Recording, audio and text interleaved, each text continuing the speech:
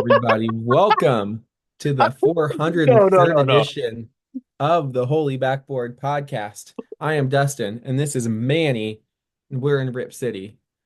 I thought we were gonna have to I just saw Manny's tail appear right from below. Oh my God. I was like, damn, bro. I didn't know we were that close. So we're here to talk about Kon Knueppel, man.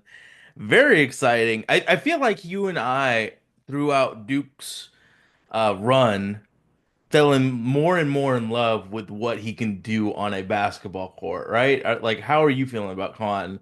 Like, before we dive in, you feel like he's top seven, right? Five. He's top five. Top five. You Let's know, let's like there's an argument for me. Is he better than Ace? Is he on the same level as Ace? So I could see it at five. But yeah, let's tell us let's those about go Kon. into the measurables and everything Kon Knueppel before we do our deep dive. He is a swingman from Duke University, 6'7", 217. Those are pre-combine, so we will see what actually comes out of it in terms of all of the wingspan and all of those numbers. He's from Milwaukee, Wisconsin. He is 19 years old, will be 20 in August, so still 19 at draft night, a true freshman class of 2024. He's fifth on both Tankathon and the Ringers big boards. If you look at the season stats, I thought he had a really productive year for the Blue Devils. They had a star-studded recruiting class Hmm. with Malawach, Cooper Flag. I think Isaiah Evans was up there as well.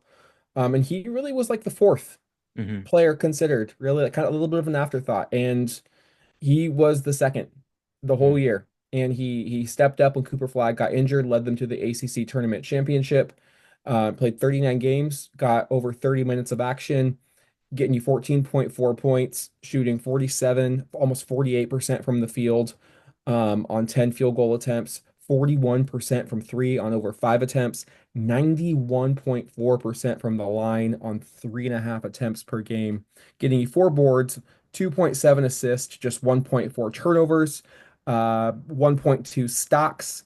And he did this on a player efficiency rating of 21.3. If you look at Tankathon's advanced stats, they project his three-point percentage to be 39%. So you are absolutely getting yourself a marksman there in Kon Knueppel. And yeah, I think he's a player that you see white shooter and you just think, oh, he's gonna be this archetype. That's Hmm. all he's gonna do. But he showed so much more as the year went on. We'll get into it, but I think his passing and playmaking is significantly underrated. I think his ability, and this is so key when you're scouting prospects, the role versatility, Hmm. you can scale him up and you can scale him down. Like there, Duke could have very easily folded once Cooper Flag went down with that ankle injury in the first round of the ACC tournament, but they ran through the ACC tournament with Malawach and Kon Knueppel, That pick and and those were roll. two true freshmen, and he Hmm. really upped his playmaking. He was the go-to scorer.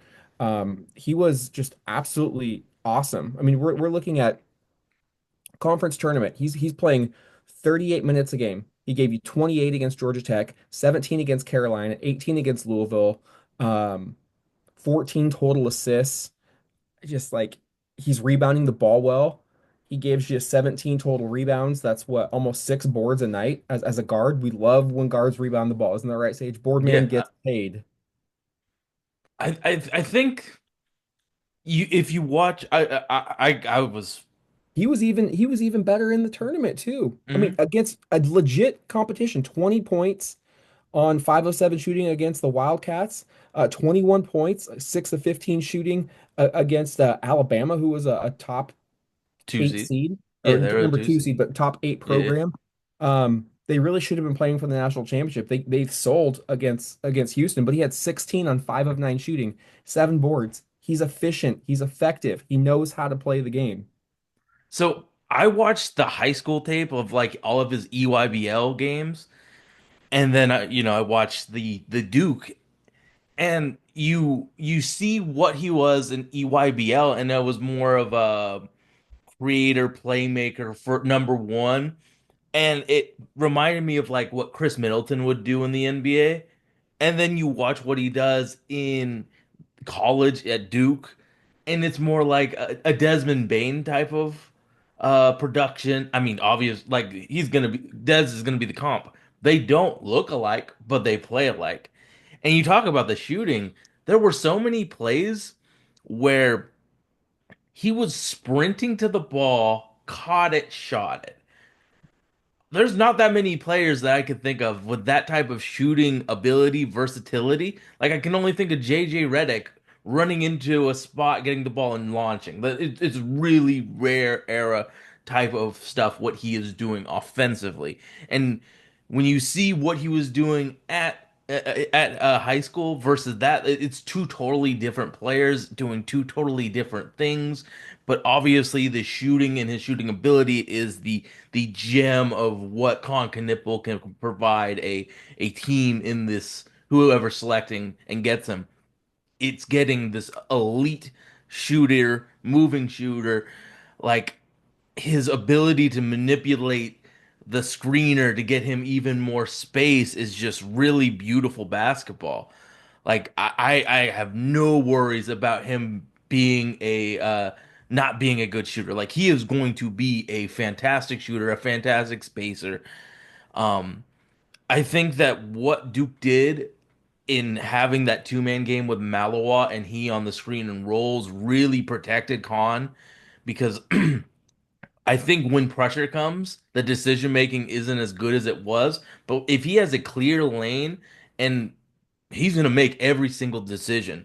And having a Malowa who could finish damn near anything, and Cooper Flagg, who's the number one prospect, having all of that gravity plus his own gravity shooting just made it so it was just beautiful, wonderful basketball. At every single game, you see something where Kon Knueppel does something that is just so special in comparison to anybody else. Like the way that team was put together was really beautiful.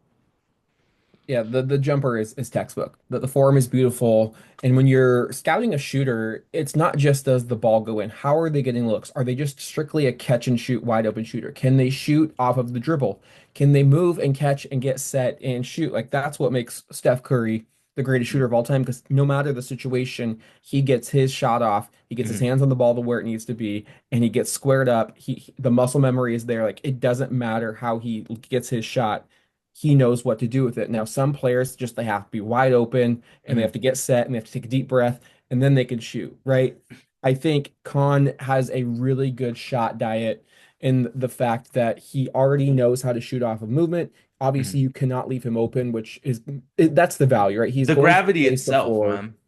and he's going to make the defense honest. And that's what a lot of teams need, regardless of what era you're playing. You need somebody that is just going to make the defense honest and make them pay if they do cheat in a little bit more. And then I think that the room for improvement is the off the dribble stuff. Can he take that? I think that's what will take him Mhm. to his ceiling is if he can work on his dribble and then stop mid-range, maybe even some back to the basket stuff, or just working on that floater. The Like floater, yeah. he Because does he get only guys in attempted jail a five lot dunks on and made that pick and two. roll Hmm. like when he runs it with Malawach. And so instead of always throwing the lob, like can he finish at the rim at a good clip? The great thing about him is he is stocky. He is very Mm. strong and he uses that to his advantage. It really helps him seal his man, helps him get those rebounds, allows him to play as a big guard. And I think guards are coming in smaller and smaller. And the fact that he's able to become, he's plus size. He's probably closer to 6'5" or 6'6" just from the eye test, but having that frame on him allows him to Mhm. play some bully ball on the offensive end and allows him to hold his own on the defensive end as well. So let's get into that playmaking because I think that when the defense is broken, he's gonna make every play that you want.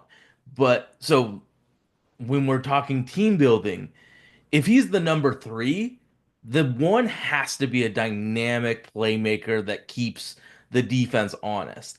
When he was the guy, The only way he was going to get an advantage creation with his dribbling was if Malawat absolutely sent that dude into the nether realm with a screen. I think that pressure and how he handles that pressure is going to be enormous for him and that ceiling raising. Because if he has a wide open lane or the our team center sets a screen and just dislodges him, he's going to make the right play. But I think if he can make the right move off of somebody else's creation. We're talking about a $300 million player that has gets max contracts every year. But I think that having that alpha creator next to him is going to be imperative. You don't want Kon Knueppel to be your main playmaker. Yeah, you saw it in while Cooper was gone, but man, it got rough when Malawat didn't hit the screen right because Malawat isn't he's not used to playing basketball. He started playing very late, so he doesn't know how to angle himself to set the screen properly every time.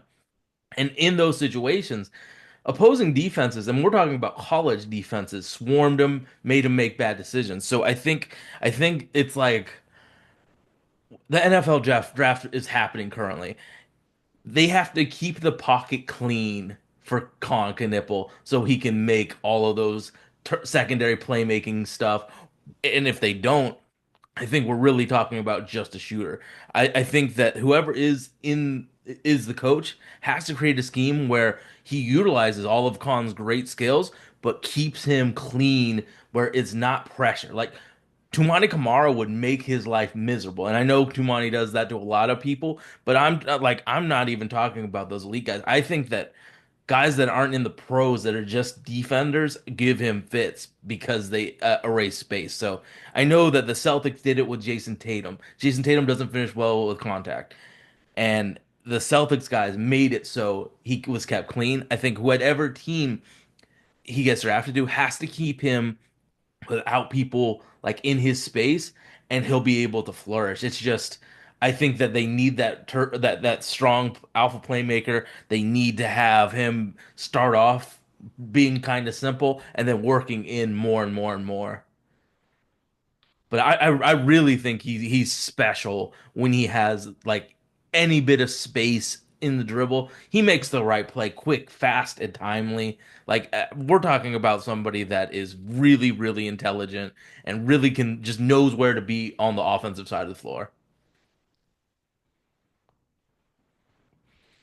And what do you think about his defense? Because I get it. If you look at team stats, he's good, but he also has Cooper Flag next to him and Malawaz taking everything into the paint.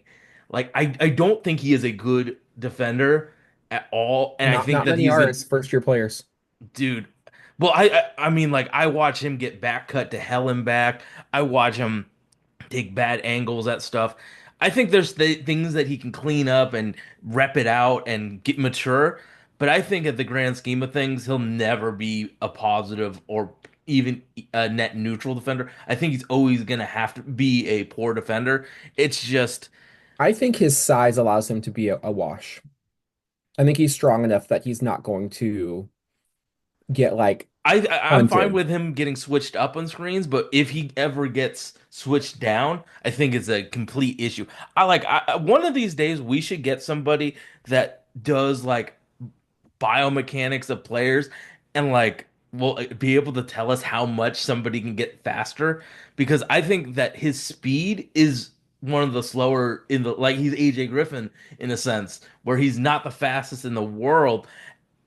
I think that the speed issue is going to be a thing. I think that if we rep him out with learning how to not get back cut, learning how to use his strength and size. I think it's good. Like I feel totally fine with him getting posted up on. I just have like total fear of him trying to guard somebody that has playmaking or is shifty or has lateral movement. I think we're giving up two in that possession pretty consistently, I mean, unless he we have shouldn't a really big. be put on anybody at that level. Like, right, that's why you have Tumani and that's why you have Donovan and Rob in the back line. And he made this is why it always baffles me when players commit to crappy schools, crappy basketball schools. Like we're talking here about Rutgers. Trey Johnson Hmm. going to Texas, Ace Bailey going to Rutgers, like they cost themselves some money. Like Ace Bailey, had he went somewhere else that he could actually like flourished fully or been held a little bit more accountable, could have been in the second pick conversation. Hmm. Trey Johnson could have been in that top four conversation, but they go to places that give them more responsibility maybe, right? But they just don't have the pieces around them. Kon Hmm. was smart and went to Duke because NBA evaluators can exactly see where he fits in with an alpha playmaker and a brick wall behind him. They can see this works. He can throw lobs. He can play help side defense. He has help, right? That as long as you can cover your bases, and that's kind of what Portland has in the Tumani and a Donovan. They can kind of envision this is how we can protect him on defense and then kill the other team on offense. Yeah, I mean, and thinking like just Blazers wise, we have two guys that potentially could be alpha playmakers in Scoot and Shaden, and then Donovan Tumani and Denny absolutely can help erase some of the And issues. Jeremy, if he's still there, like Oh, he's totally. played I great mean, defense. Jeremy's contract's going to make it kind of hard for him to stay, but like, Exactly. or to go. So, absolutely. So, we have wings, we have alphas, we have Donovan Clingan, we have Robert Williams potentially, we have DeAndre Ayton. So, in theory, we are a good spot for Con, especially with our need for extra shooting and Shooting, extra playmaking. Yeah, like you need we, it. we would be a very good spot for a Kon Knueppel to potentially land because of what we have in abundance is tall wings and we have a guy that could be great as a playmaker in Scoot and Shaden.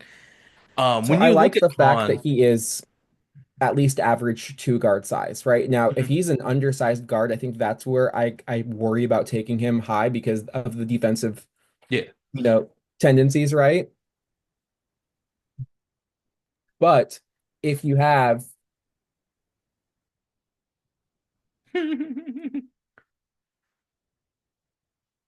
So, uh, dad duty or something, I don't know.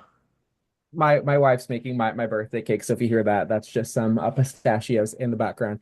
But what you have, he has size, Hmm. and that is always maybe one of the first things you want to check off when you're looking at someone who can stay on the floor defensively. Is like, okay, they can at least use their size to get into passing lanes, to maybe hold their own for a possession or two.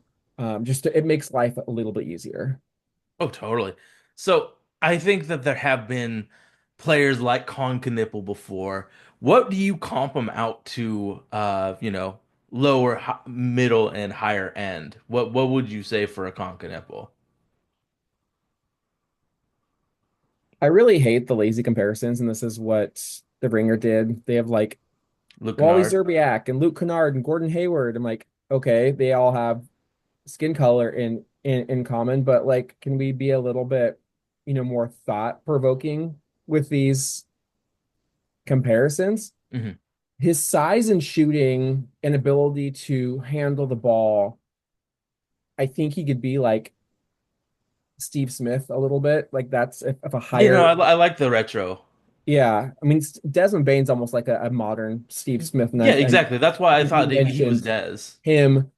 Um, And then if we want to like think of a player who was maybe a one or two time all, I think that's what he ceilings out as. Maybe makes one or two All-Star games. If like Phoenix Suns, Jeff Hornacek was so fucking good. Hmm. Like he was the second best player on a team that made the Western Conference Finals in 90. Like he was a centerpiece of their Charles Barkley trade, like 20 to 25 point per game scorer. Um, did have trouble guarding players like a Clyde Drexler, right? He gave up some on the defensive end, but like he was a problem on offense and just was a multifaceted shooter. And so I can definitely see some of that in his game just because he's more than a shooter. Like to me, like the he can do more. That's why I don't just like the oh, he's just JJ Redick, right? White guy from Duke who moves off the ball. I think there's just a little bit Who's more to 3 inches taller and probably like 40 pounds bigger.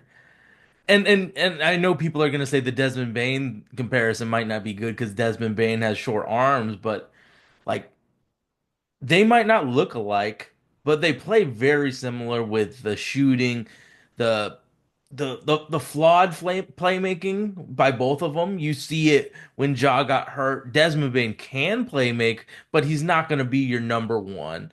The Desmond Bane comparison is good, and I think that if we're talking about age 28, Luke Kennard, I think that is a very safe floor for him. Like Luke Kennard took Scottie Pippen's job for most of the year as the backup point guard. And I mean, I'm sure the Memphis Grizzlies with Taylor Jenkins was just fine with him doing that. I don't think that Luke Kennard one's lazy. I think that if you're talking about more development, uh, Luke Kennard, I think that one fits. But yeah, I think Dez, I think Hornacek. I think like I don't get the Wally Szczerbiak one, but like there's some very good and like there have been players that are like Kon Knueppel that have succeeded in the league. You have a long history of big shooters that can do some stuff, be very successful, and that's why I feel good about the Chauncey Billups development of Kon Knueppel because it's an archetype that has long been successful and good. He knows what to do with it. Like Derek Queen, I don't think Chauncey Billups will have any idea what to do with a Derek Queen.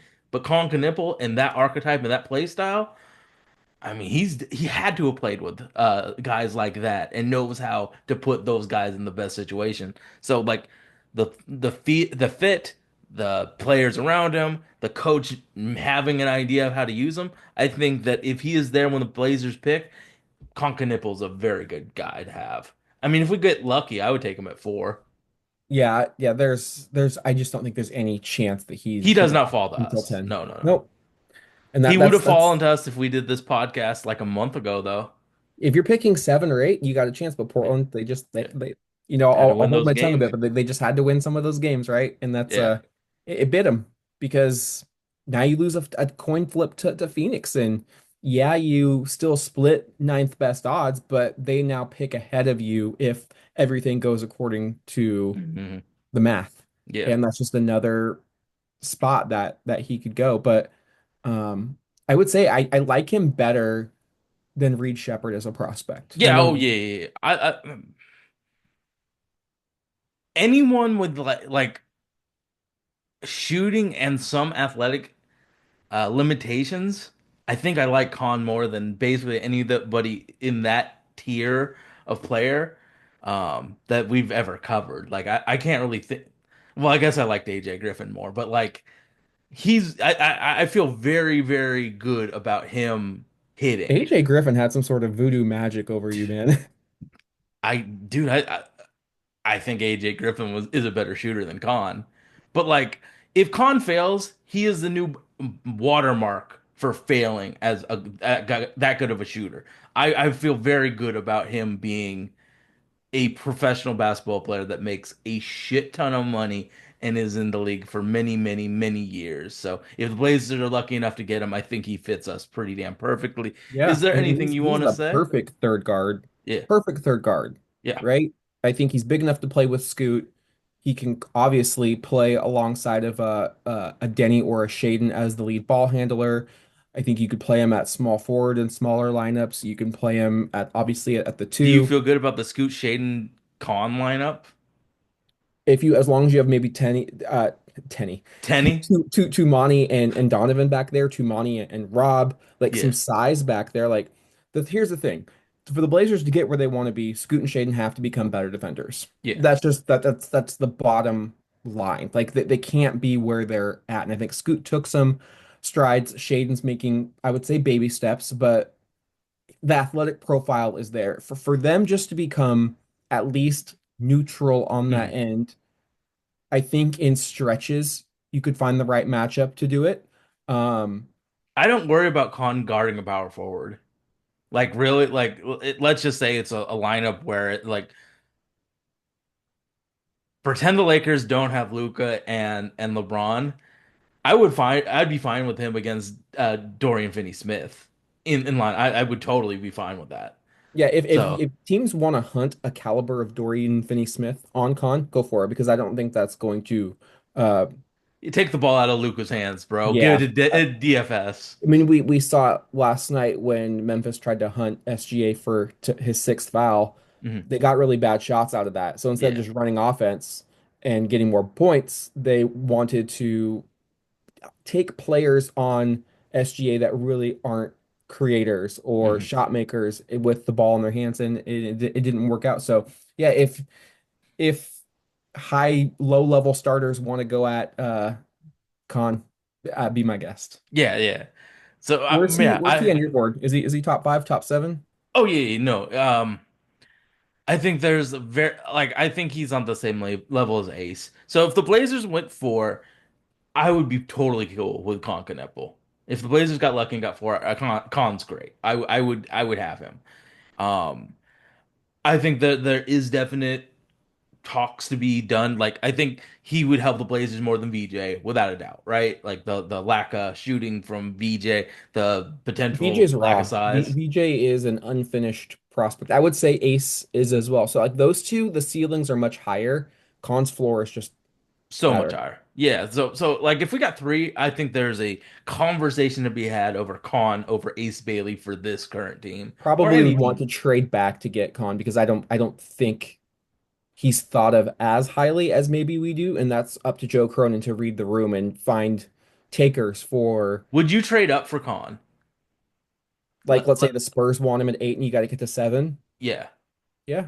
Yeah, I Depends on would the too. cost. I'm not trading a future first, but No, if you I would trade like seconds. I would trade a play like if they wanted to try I would use like Anthony. I think yeah, that's yeah, like I would definitely I would be fine with trading up and getting Kon Knueppel because of the fit and the shooting.